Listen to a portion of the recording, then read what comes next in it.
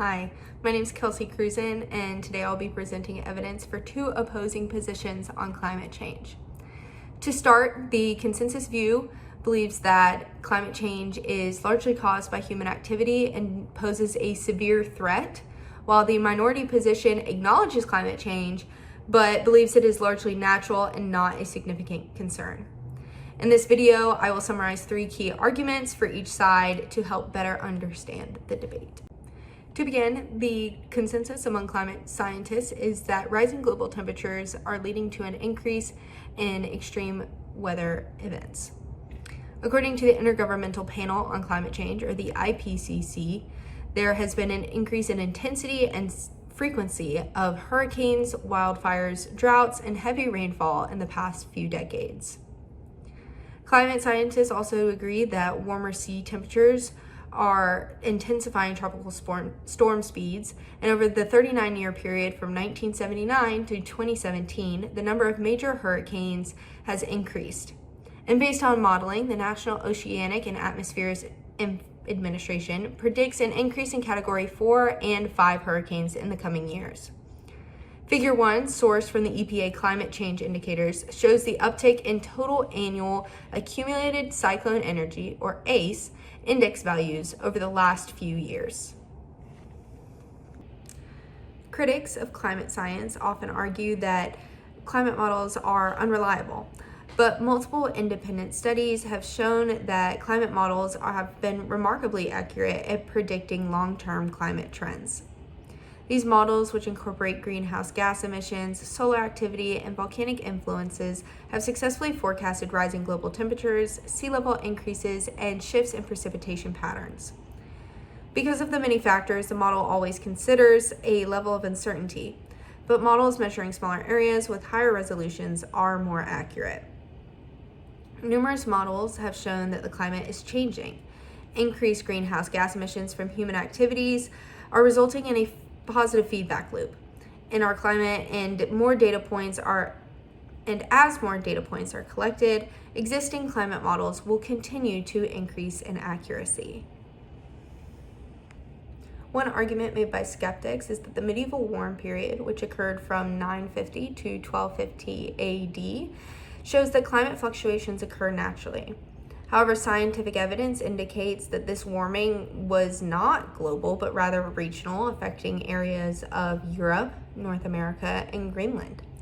In contrast, today's warming is observed worldwide and is occurring at a much faster rate, with a strong correlation to industrial-era greenhouse gas emissions. Figure 2 shows temperature levels from independent sources based on tree rings, coral, stalagmites, ice cores, and more from the past 1,000 years. These records suggest that while localized warm periods have occurred in the past, none match the magnitude, speed, or extent of the current warming period.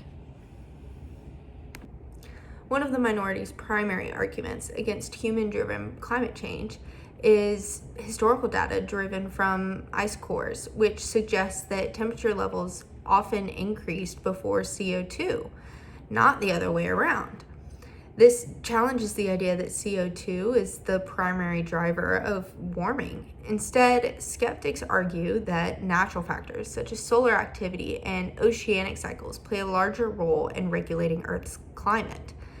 In Figure 3, the red line represents temperature levels and rises to the right of the black line, which represents atmospheric CO2 levels, meaning that air temperature rises before carbon dioxide.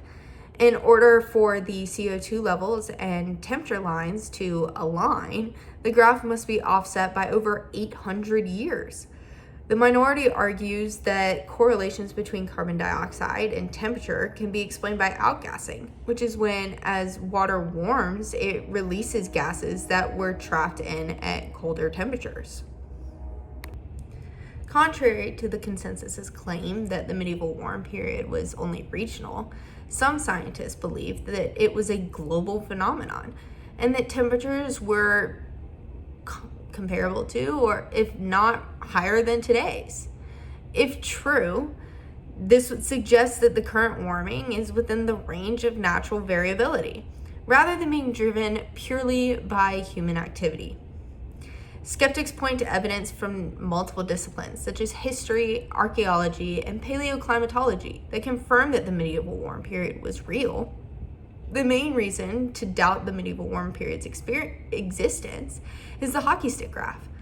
But this graph is a product of data manipulation, cherry picking, and is based on more than one data set, and an algorithm that gives weight to the data that confirms the consensus's view. But replications of the hockey stick graph have been performed, but only by those within the clique of Michael Mann.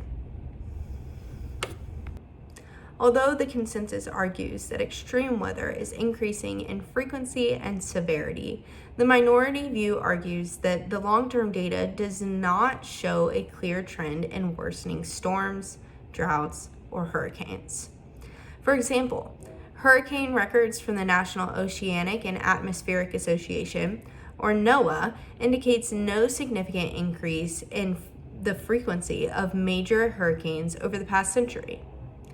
Additionally, the minority argues that any supposed increase in severity based on insurance claims may be explained by more structures getting damaged because of the population increases along the coastal regions. And Figure 4 shows that despite larger outliers in the 1980s, there have been overall downward trends in hurricanes making landfall in the United States. In conclusion, the debate over climate change is complex, with strong arguments from both sides. The consensus view emphasizes a strong link between human activity and climate change, and warns of severe consequences if action is not taken soon. Meanwhile, the minority view argues that natural climate variability has played a major role in past and present warming, and that extreme weather trends do not support claims of a climate crisis. Understanding these perspectives is crucial in shaping informed policies and discussions about our planet's future. I thank you for your time.